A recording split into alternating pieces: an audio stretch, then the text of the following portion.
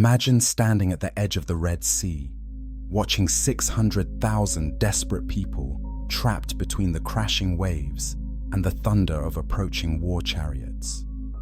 The man they call Moses raises a wooden staff toward the heavens, his voice crying out to the God who promised deliverance. But the waters don't move. The sea remains a wall of death, and behind them, Pharaoh's army closes in for the kill. What if the most famous miracle in human history never happened? Welcome to Hidden Histories, where we explore forbidden questions and hidden truths of history, religion, and the unknown. If you love journeys that challenge what you thought you knew, make sure to join us, because today's story may change the way you see everything. The year is 1446 BC, and the night air fills with the cries of Hebrew children as their parents pack everything they own. After 400 years of slavery, freedom has finally come to Egypt's Hebrew slaves. Chapter 1. The Exodus begins. The midnight hour strikes across ancient Egypt as Moses leads the greatest escape in human history. 600,000 Hebrew slaves pour out of their mud brick homes, carrying unleavened bread still warm from the oven and gold borrowed from their Egyptian neighbors. Children who have never known freedom clutch their parents' robes as they step into the desert darkness.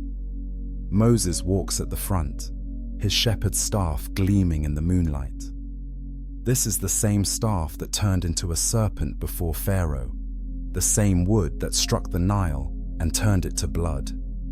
Tonight, it points toward a promised land flowing with milk and honey, toward a future where Hebrew children will never again cry under the whip of Egyptian taskmasters. The caravan stretches for miles across the desert floor.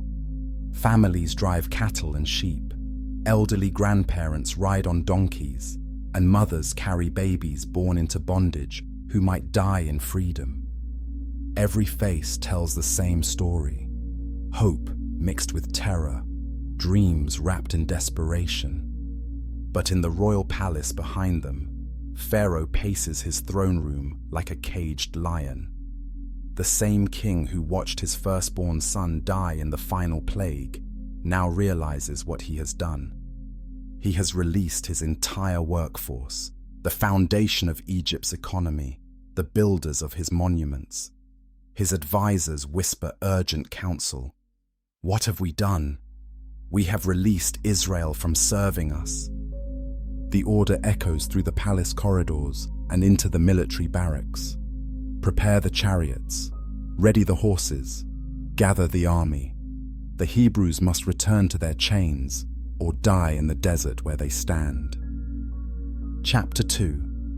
Trapped at the water's edge.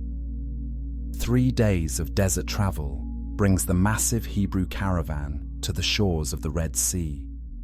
The water stretches endlessly toward the horizon, deeper than any human can cross, wider than any boat can navigate. Behind them, the rocky walls of the desert create a natural trap. There is nowhere to run. Moses stands at the water's edge, feeling the weight of 600,000 lives pressing on his shoulders. This is the man who spoke to God in a burning bush, who turned his staff into a serpent, who called down plagues upon the mightiest nation on earth. Surely the same God who broke Egypt's power can make a path through the sea. The people gather around their leader, pointing toward the dust cloud growing larger on the horizon. Pharaoh's army approaches with the speed of desert wind and the power of Egyptian might. 600 chariots thunder across the sand, each one carrying Egypt's finest warriors, each wheel bringing death closer to the Hebrew camp. Fear spreads through the crowd like wildfire. Mothers pull their children close. Fathers grip whatever weapons they can find. The elderly collapse to their knees, too weak to run even if escape were possible. Angry voices rise above the crowd. Was it because there were no graves in Egypt that you brought us to the desert to die?" Moses raises his staff toward the heavens, his voice crying out to the God of Abraham, Isaac, and Jacob. The people watch his face, searching for signs of divine communication, hoping to see the confidence that carried them out of bondage. This is the moment that will define not just their survival, but the entire future of human faith. Chapter 3: The Moment That Never Came. Moses stretches his staff over the Red Sea and waits. The Hebrew people hold their breath, expecting to see the waters part as they have heard God can do. Seconds pass like hours. Minutes stretch into eternity. But the sea remains unchanged, waves lapping against the shore as they have for thousands of years. Moses raises his staff higher, his prayers becoming more desperate. Sweat drips from his forehead despite the cool morning air. The man who confidently challenged Pharaoh now trembles as doubt creeps into his heart. Where is the God who promised to fight for Israel? Where is the power that destroyed Egypt's gods? The dust cloud behind them grows larger, and now they can hear individual sounds: the pounding of hooves, the rattle of weapons, the shouts of Egyptian commanders. Pharaoh himself rides at the front of his army, his golden armor gleaming, his face twisted with rage and determination to reclaim his escaped property. Panic spreads through the Hebrew camp like a plague. Some families run toward the water, desperate enough to attempt crossing the deadly waves. Others fall to the ground in terror, crying out that they should have stayed in Egypt, where at least they knew how they would die. Children scream as they feel their parents' fear, and elderly voices rise in prayers that seem to bounce off empty sky. Moses strikes the water with his staff, commanding it to part in the name of the God of Israel. But the Red Sea ignores his command. The waves continue their eternal dance, indifferent to Hebrew desperation, untouched by divine intervention. For the first time since leaving Egypt, Moses realizes that maybe God has abandoned them at the moment they need him most. Chapter 4: 3 Desperate Paths. As Pharaoh's chariots close within arrow range, the Hebrew people split into 3 desperate groups, each choosing their own path to survival. The tribal leaders gather in heated debate while their people face the most terrible decision in human history. The first group, led by frightened elders, decides to surrender. They wave white cloths toward the Egyptian army, hoping Pharaoh might show mercy to those willing to return to slavery. These are the practical ones, the survivors who believe life in chains is better than death in freedom. They begin walking toward the approaching chariots with their hands raised high. The second group chooses to fight. Led by the strongest Hebrew men, they gather stones, sticks, and whatever metal tools they carried from Egypt. These are the brave ones, the fathers and brothers who would rather die as free men than live as slaves. They form a desperate battle line along the shore, knowing they face trained soldiers with bronze weapons and horse-drawn chariots. The third group makes the most desperate choice of all.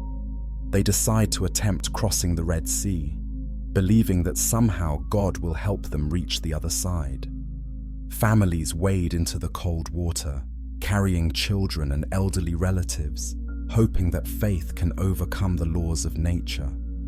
The waves grow deeper with each step, the current stronger, the hope more desperate. Moses watches his people divide and realizes his leadership is crumbling. The unity that carried them out of Egypt dissolves into chaos and terror. Some curse his name, others beg him to save them, but his staff remains just a piece of wood, and the sea remains an impossible barrier. In the distance, Pharaoh's war cry echoes across the desert, as Egyptian arrows begin to fall among the scattered Hebrew families. Chapter 5. The Slaughter at the Sea. The Egyptian chariots crash into the Hebrew battle line like a bronze wave against sandcastles. The brave men who chose to fight fall beneath horse hooves and razor-sharp wheels within minutes. Their stones and sticks prove useless against Egyptian bronze and military training that has conquered nations across the ancient world. Those attempting to surrender find no mercy from Pharaoh's rage. The king who lost his firstborn son to Hebrew plagues shows no interest in taking prisoners. His soldiers cut down the white flag bearers without hesitation, their blood mixing with the sand as a message to any other slaves who might dream of freedom. In the water, the most heartbreaking tragedy unfolds. Hebrew families struggle against waves that pull children from their parents' arms. The elderly and weak disappear beneath the surface within minutes. Even the strongest swimmers find the Red Sea too wide, too deep, too merciless for human crossing. Bodies begin washing back to shore, a cruel reminder that the sea gives no refuge to the desperate. Moses finds himself surrounded by Egyptian soldiers, his staff finally broken in two by a chariot wheel. The man who spoke to God face to face now kneels in chains, watching his people die around him. Some Hebrews escape into the rocky hills, but they are scattered, leaderless, traumatized survivors of a massacre that will haunt their descendants forever. As the sun sets over the Red Sea, Egyptian soldiers count their victory. Pharaoh's slaves have been reclaimed or destroyed. The rebellion that threatened Egypt's power lies crushed on the bloody shore. But more than Hebrew bodies die this day. The hope for divine deliverance, the faith in a God who fights for the oppressed, the belief that miracles can happen when people need them most, all these dreams sink beneath the Red Sea's merciless waves. Chapter 6. The Ripple Through Ancient History. Without the Exodus miracle, Egypt remains the unquestioned superpower of the ancient world. Pharaoh's crushing victory over the Hebrew rebellion sends a clear message to every other enslaved population. There is no God powerful enough to challenge Egyptian might. The empire expands its borders, confident that no divine intervention will stop their armies. The philosophical implications spread across the ancient Near East, like ripples from a thrown stone. If the Hebrew God cannot save his own chosen people, then perhaps the old gods of Egypt, Babylon, and Canaan are the true powers after all. The idea of one supreme deity protecting the oppressed begins to fade before it can take root in human consciousness. Trade routes develop differently when Egyptian power remains unchallenged. Caravans travel under Pharaoh's protection rather than avoiding his territories. The cultural exchange that might have spread Hebrew monotheism instead reinforces Egyptian polytheism and the divine authority of human kings. The ancient world's spiritual development takes a fundamentally different path. Neighboring civilizations watch the Hebrew defeat and adjust their own religious thinking. Why worship a God who abandons his people in their darkest hour? The Canaanites, Philistines, and other ancient peoples see Egyptian victory as proof that their own gods are stronger than the Hebrew deity.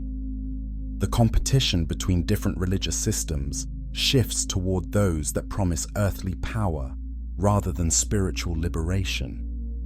The butterfly effect touches every aspect of ancient civilization. Without Hebrew influence, concepts of social justice develop differently. The idea that all humans are created equal before God struggles to emerge in a world where Egyptian success proves that might makes right. The moral foundation of later civilizations begins with different assumptions about divine justice and human worth. Chapter 7: A World Without the Ten Commandments. The death of Moses at the Red Sea means the divine law never comes down from Mount Sinai. Humanity develops without the moral code that would have influenced legal systems across the globe for thousands of years. The Ten Commandments never echo through history as the foundation of ethical civilization. Without "thou shalt not kill" as divine law, ancient societies rely on tribal customs and royal decrees to control violence. Murder becomes a crime against the state or family rather than a sin against God. The concept of universal moral law struggles to emerge when the most famous example never occurs. The commandment against stealing develops differently in each civilization without a shared divine standard. Property rights become matters of human agreement rather than sacred principle. The foundation for later concepts of universal human rights weakens without the example of divine law that applies equally to all people. Marriage and family structures evolve without the divine commandment against adultery. Sexual morality becomes entirely cultural rather than having a transcendent foundation. The stability that shared moral codes bring to human society must develop through trial and error rather than divine guidance. The prohibition against bearing false witness never becomes a cornerstone of justice systems. Legal proceedings develop without the concept that truth-telling is a divine requirement rather than just a human convenience.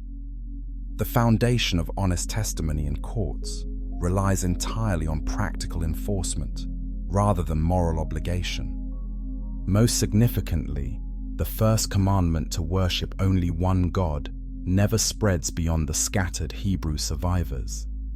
Monotheism struggles to challenge the polytheistic systems that dominate the ancient world. The theological foundation for later religions weakens without this crucial precedent of exclusive divine loyalty. Chapter 8: The Temple That Never Was. Without Moses leading the Hebrews to victory, there is no conquest of the Promised Land. The Canaanites maintain control of the strategic crossroads between Africa, Asia, and Europe.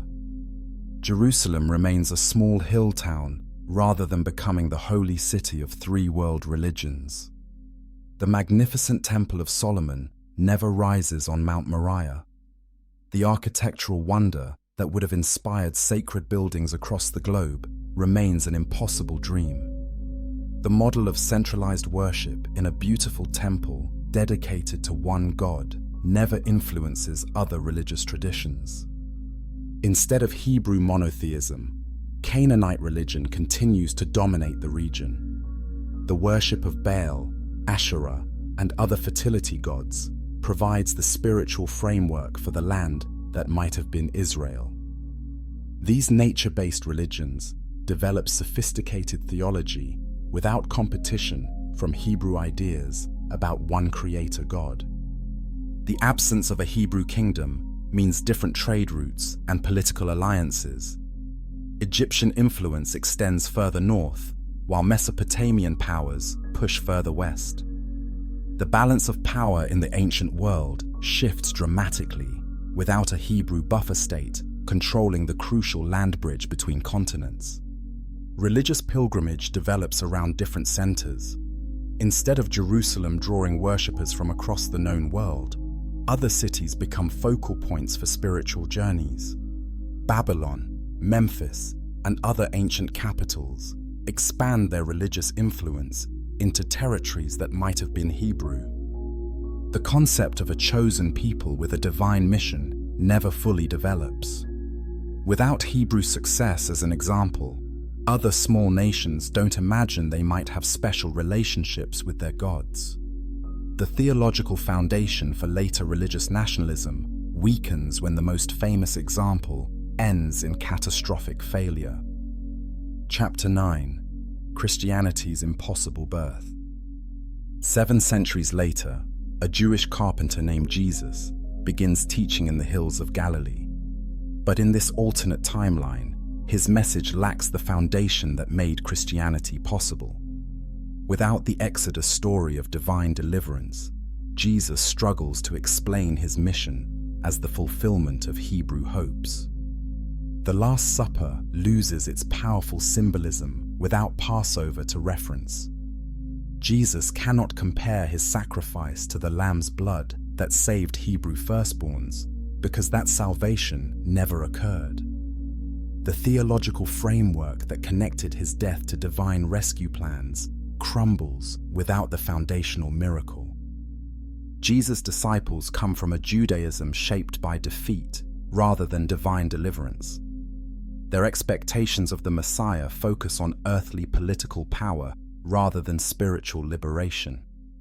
When Jesus speaks of God's kingdom, they hear him through the lens of Hebrew failure rather than Hebrew hope. The concept of resurrection becomes harder to accept in a world where God apparently allowed his chosen people to die at the Red Sea. If divine power couldn't save Moses and the Hebrews, why should anyone believe God could raise Jesus from the dead? The theological foundation for Christian faith weakens dramatically. Paul's missionary journeys encounter different religious landscapes. Without Hebrew communities scattered across the Roman Empire by successful Exodus traditions, Paul finds fewer synagogues to visit and fewer people familiar with Hebrew scripture. His letters address audiences with fundamentally different spiritual backgrounds. The early Christian church struggles to define itself without clear Hebrew precedents. The relationship between law and grace becomes confusing when Moses never received divine law.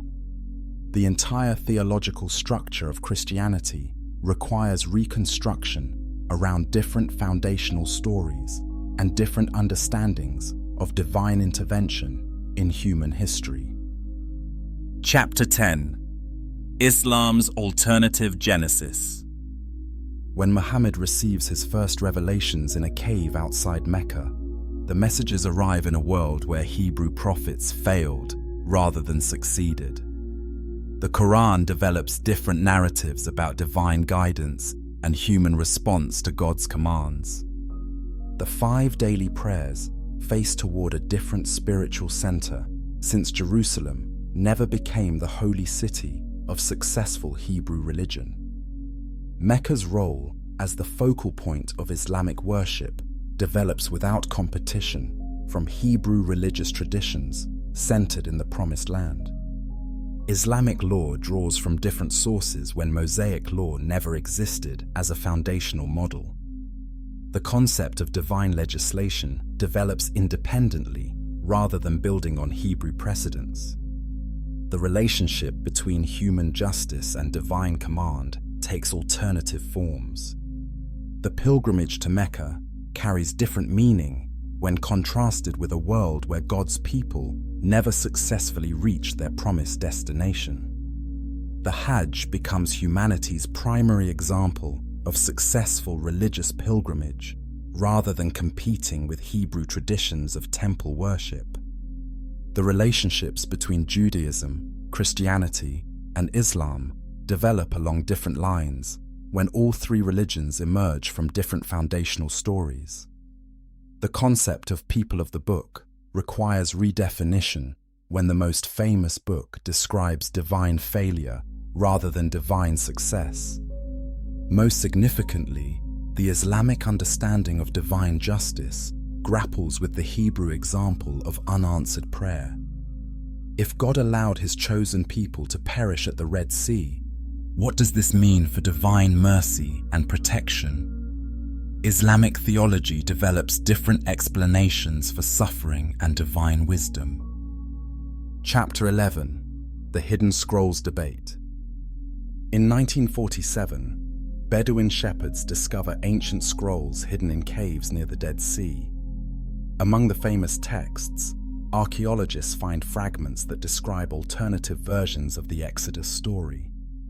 These controversial documents allegedly contain first-hand accounts of Moses' failure at the Red Sea, written by Hebrew survivors who escaped into the wilderness. The fragments describe desperate attempts to cross the Red Sea, with detailed accounts of families drowning, while Moses pleaded with an apparently silent God. The writing style matches other Hebrew texts from the period, but the content contradicts the official biblical narrative so dramatically that many scholars question their authenticity. Vatican officials allegedly confiscate several fragments before independent scholars can study them. Rumors spread about secret archives containing embarrassing passages that early church councils removed from official scripture. The Vatican denies these claims, but suspicion grows about what religious authorities might be hiding from public view. Archaeological teams search for physical evidence at the traditional Red Sea crossing site. They find layers of ancient campfires and broken pottery, suggesting large groups did camp in the area. But they also discover mass burial sites that carbon dating places at exactly the time of the supposed Exodus, containing hundreds of skeletons with clear signs of violent death. Independent scholars argue that early religious editors systematically removed embarrassing stories of divine failure from scripture. They point to literary evidence suggesting that original Hebrew texts contained more realistic accounts of human struggle and divine silence. The debate rages between those who see this as historical honesty and those who view it as attack on religious faith. The political implications extend beyond archaeology. If Moses really did fail at the Red Sea, then modern religious and political claims based on Exodus narratives lose their foundation. The scholarly community divides between those seeking historical truth and those protecting religious tradition. Chapter 12. Ancient historians' silence. The most troubling evidence comes from what ancient historians didn't write. No Egyptian, Greek, or Roman chronicler ever mentioned the miraculous parting of the Red Sea, despite their detailed records of far less significant events. This silence raises disturbing questions about whether the miracle occurred at all. Flavius Josephus, the Jewish historian writing in the 1st century, provides the earliest non-biblical account of the Exodus, but his description focuses on practical details of the journey rather than supernatural intervention. He mentions Hebrew slaves leaving Egypt, but avoids claiming that God supernaturally parted the sea for their escape. Egyptian historical records from the period make no reference to losing 600,000 slaves in a single night, or to any supernatural disasters affecting their army. The pharaohs who supposedly experienced the 10 plagues and the Red Sea miracle left behind detailed records of their reigns that completely ignore these earth-shaking events. Greek historians like Herodotus, who traveled extensively and recorded every unusual story they encountered, never mention Hebrew miracles, despite their interest in Egyptian history and religion. Their detailed accounts of Egyptian customs and beliefs contain no reference to divine interventions on behalf of Hebrew slaves. Archaeological expeditions to the Red Sea region find evidence of ancient human activity, but no trace of supernatural intervention. Underwater surveys discover ancient shipwrecks and artifacts, but no remains of Egyptian chariots or evidence of miraculous dry passages through the sea floor. The conspiracy of silence extends across multiple civilizations and centuries. Either every ancient historian systematically ignored the most spectacular miracle in human history, or the miracle never occurred as described. The implications for religious faith and historical understanding create an uncomfortable dilemma for believers and scholars alike. Chapter 13. The Ethiopian Connection. Deep in the mountains of Ethiopia, an ancient Jewish community called the Beta Israel claims direct descent from Hebrew refugees who fled south rather than attempting to cross the Red Sea. Their oral traditions, passed down for over 3,000 years, tell a different story of the Exodus that challenges everything mainstream religion teaches. According to Ethiopian Jewish tradition, Moses did lead Hebrew slaves out of Egypt, but a significant group refused to follow him to the Red Sea. These wise elders recognized the trap and led their families south along the Nile River toward the highlands of Ethiopia. They carried detailed genealogies claiming direct descent from the tribes of Dan and Benjamin. Genetic studies of Ethiopian Jews revealed DNA markers consistent with ancient Middle Eastern populations, suggesting their ancestry claims may be accurate. The genetic evidence indicates that their ancestors migrated from the Levant region approximately 3,000 years ago, exactly when the traditional Exodus supposedly occurred. The Ethiopian Orthodox Church maintains ancient texts written in Ge'ez that describe Hebrew refugees arriving in their territory after fleeing a great disaster at the Red Sea. These documents, independently preserved from biblical traditions, corroborate the Beta Israel claims about southern migration rather than miraculous sea crossing. Most shocking of all, Ethiopian Jews claim to possess the original Ark of the Covenant, which they say was carried south by Hebrew refugees who knew Moses would fail at the Red Sea. The artifact remains hidden in a monastery in Axum, guarded by a single monk who allegedly dies if anyone else approaches the sacred relic. DNA analysis of modern Jewish populations shows closer genetic relationships between Ethiopian Jews and ancient Middle Eastern peoples than between European Jews and the same populations. This evidence suggests that the Ethiopian community may preserve more authentic Hebrew bloodlines than mainstream Jewish communities. Chapter 14: The Hindu and Buddhist Parallels. Disturbing similarities between Moses' story and much older Hindu and Buddhist texts suggest the Red Sea miracle may be borrowed mythology rather than historical fact.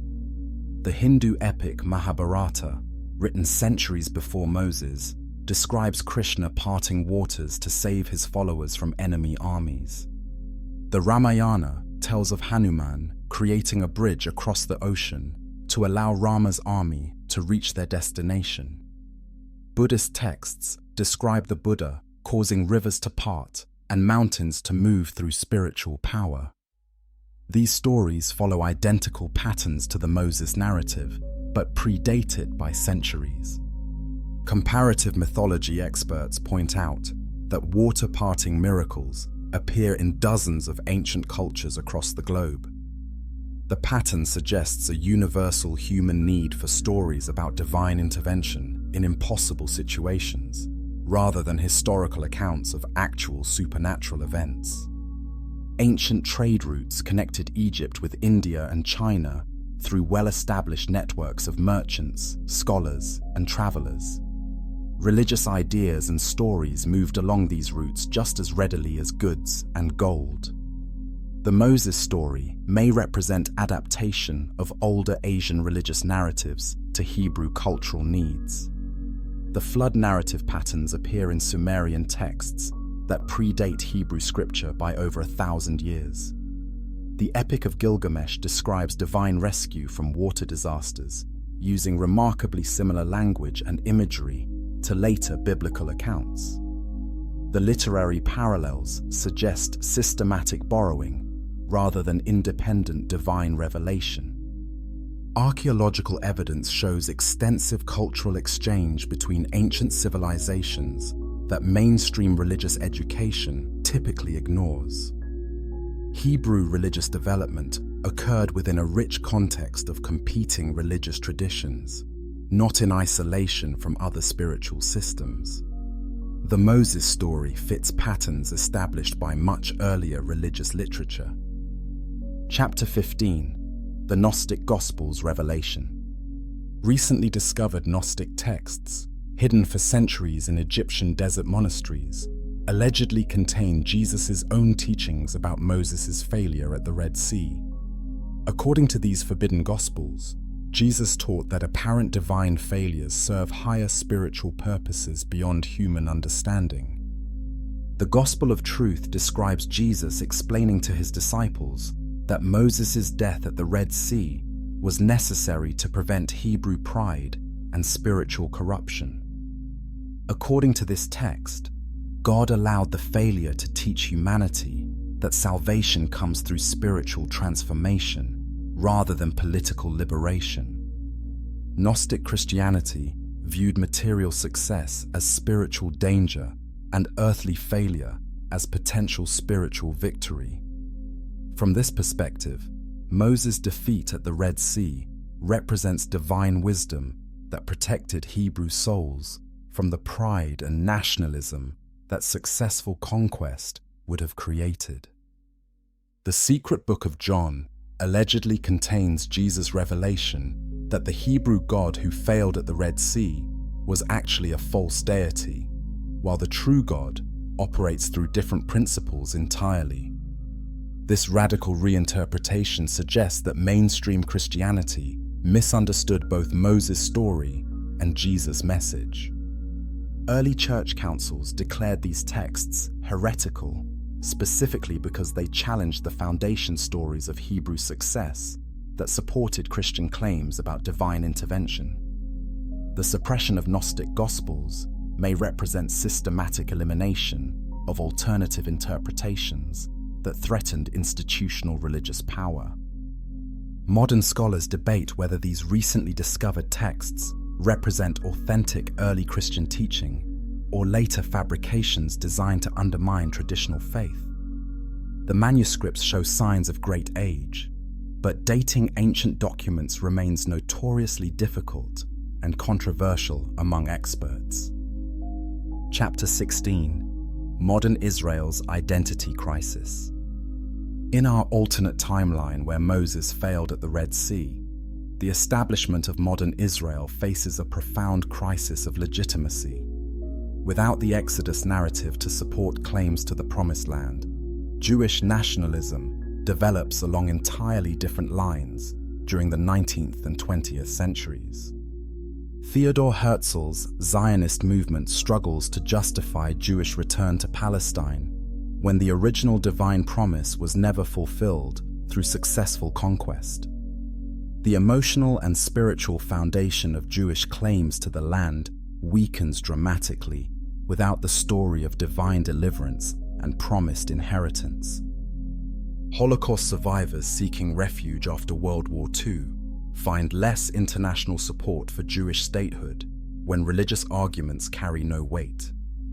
The moral argument for Jewish homeland becomes purely humanitarian, rather than combining human sympathy with religious obligation to restore Hebrew inheritance.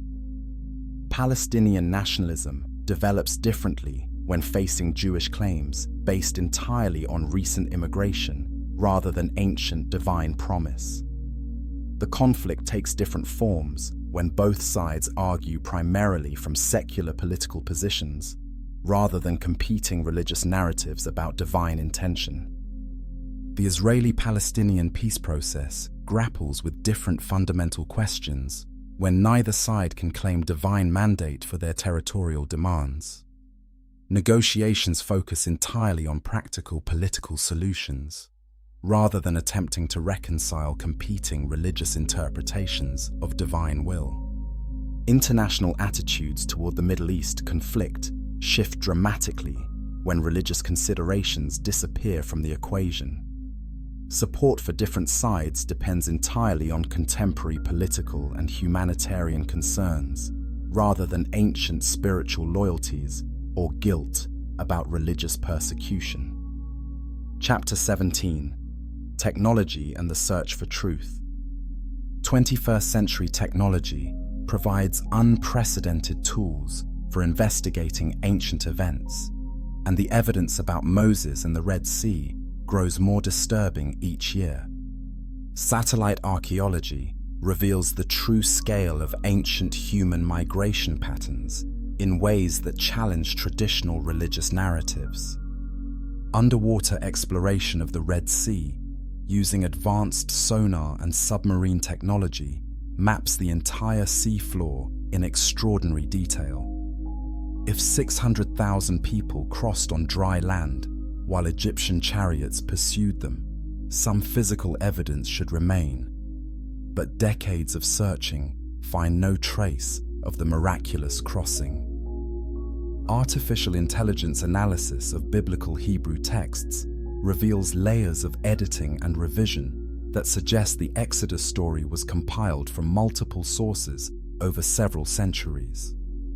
The linguistic evidence indicates that the miraculous elements were added long after the original events, possibly to transform a story of defeat into a narrative of divine victory. Genetic analysis of modern Jewish populations provides surprising insights into ancient Hebrew history.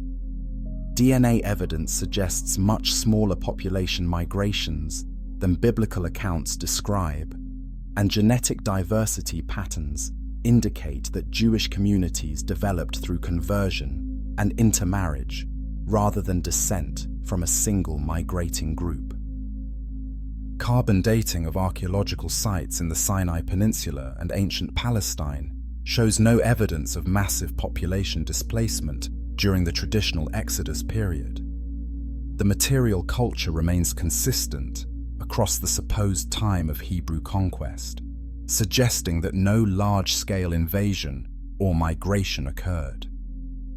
Digital reconstruction of ancient weather patterns and geological conditions reveals that the Red Sea region experienced no unusual natural phenomena during the Exodus period that might explain supernatural accounts. The climate and geological data suggest normal conditions that would not support miraculous narratives. Chapter 18: Faith in the Age of Facts. As scientific evidence mounts against literal interpretation of the Exodus story, religious communities worldwide struggle with a crisis that threatens the foundation of their faith. Progressive religious movements attempt to reinterpret Moses' story as spiritual metaphor rather than historical fact. Reform Judaism develops sophisticated theological arguments for maintaining Jewish identity and religious practice, even if the foundational narratives are symbolic rather than literal. They argue that spiritual truth transcends historical accuracy and that meaning matters more than factual precision. Liberal Christian denominations wrestle with the implications for their own faith when the Hebrew foundation stories lose historical credibility. If Moses failed at the Red Sea, what does this mean for Christian claims about divine intervention through Jesus? The theological implications ripple through every aspect of Christian doctrine. Fundamentalist communities respond by rejecting scientific evidence entirely, arguing that faith requires belief despite contradictory facts. They create alternative educational systems that shield believers from archaeological and genetic evidence that challenges religious narratives. Islamic scholars debate whether Quranic accounts of Moses can remain authoritative if the underlying events never occurred as described. The challenge forces Islamic theology to grapple with questions about divine revelation and historical accuracy that threaten traditional approaches to Scripture. The psychological impact on individual believers varies dramatically based on their emotional investment in literal truth versus spiritual meaning. Some experience devastating loss of faith, while others find liberation in discovering that religious truth operates on different levels than historical fact. Chapter 19: The Soul of the Story. Beyond all the archaeological evidence and historical analysis lies a deeper question that touches the human heart. Does it matter if Moses never parted the Red Sea if the story still transforms lives and gives hope to the oppressed. Perhaps the power of the narrative transcends its factual accuracy. Sarah, a Holocaust survivor, explains how the Exodus story gave her strength during her darkest hours in the concentration camps. Whether Moses succeeded or failed historically, the dream of divine deliverance kept her alive when all earthly hope disappeared. The spiritual truth of the story mattered more than its historical accuracy. Marcus, a civil rights activist, describes how Moses' example inspired the American struggle for racial equality. The image of divine justice, breaking the chains of oppression, provided a powerful framework for understanding their movement, regardless of whether the original events occurred exactly as described in Scripture. Dr. Elena Rodriguez, a psychologist specializing in trauma recovery, explains how liberation narratives help healing in ways that purely factual accounts cannot. The human psyche needs stories of impossible hope and divine intervention to recover from devastating losses and betrayals. But others argue that truth matters fundamentally, that building life meaning on false foundations ultimately causes more harm than good. Rabbi David Goldstein struggles with his congregation's need for hope versus his scholarly commitment to historical honesty about Hebrew origins. The philosophical debate between literal truth and spiritual truth reflects humanity's deepest tensions about the relationship between faith and reason, between what we need to believe and what evidence supports. Perhaps both perspectives capture essential aspects of the human experience. As we stand at the shore of the Red Sea, watching waves that have crashed against this coastline for millennia, we realize that the question isn't really about Moses, or miracles, or ancient history. The question is about us, about what we choose to believe, and about how we find meaning in a universe that often seems indifferent to human suffering. Chapter 20. The Waters Still Call.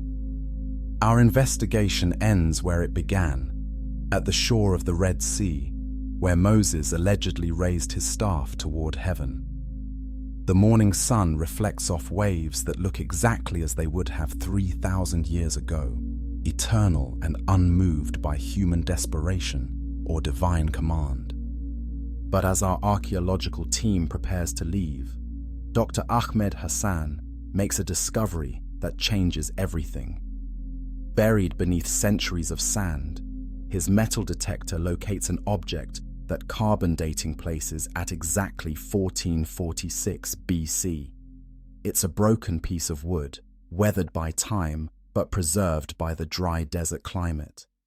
The wood shows clear signs of being carved and shaped by human hands. Chemical analysis reveals traces of oils and resins used in ancient Egyptian woodworking. But most shocking of all, microscopic examination finds cellular damage consistent with exposure to massive electrical discharge, as if the wood was struck by lightning of impossible intensity. Could this be a fragment of Moses' staff, broken not by Egyptian chariots, but by divine power that operated differently than anyone expected? The evidence doesn't prove the traditional miracle, but it doesn't disprove supernatural intervention either. Instead, it suggests that something extraordinary did happen at the Red Sea, something that left physical traces but defied simple explanation. As news of the discovery spreads, other archaeological teams rush to the Red Sea region. Ground-penetrating radar reveals anomalies beneath the sea floor that might be artificial structures or might be natural formations shaped by unknown forces. The mystery deepens rather than resolving. The fragment raises more questions than it answers. If divine power was present at the Red Sea, why didn't it save the Hebrew people, as Scripture describes? What kind of God breaks his own staff while his chosen people die?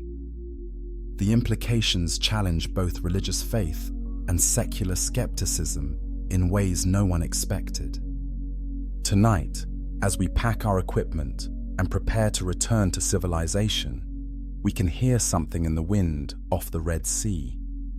It might be the eternal sound of waves against stone, or it might be the echo of voices calling across 3 millennia, asking the same questions that brought us here. What really happened? What does it mean? And what other miracles are waiting to be discovered in the places where?